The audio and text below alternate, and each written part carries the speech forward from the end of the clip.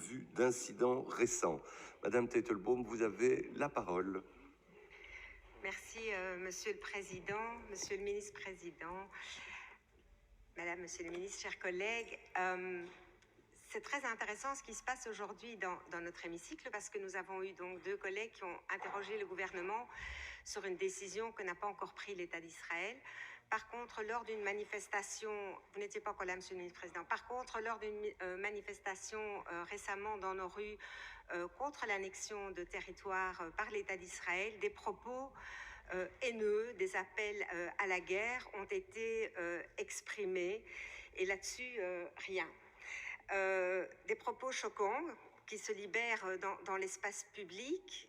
On peut parler de tout, on peut exprimer toutes les opinions et dialoguer, mais le racisme et l'antisémitisme ne sont pas une opinion, c'est un délit.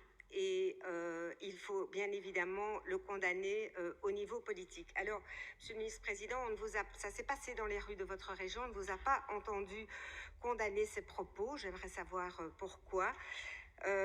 Alors que l'antisémitisme occupe une place particulière dans l'histoire de l'Europe, la région a voté des résolutions à cet effet. Par contre, vous avez retiré de votre déclaration de politique générale de la liste des discriminations la lutte contre l'antisémitisme.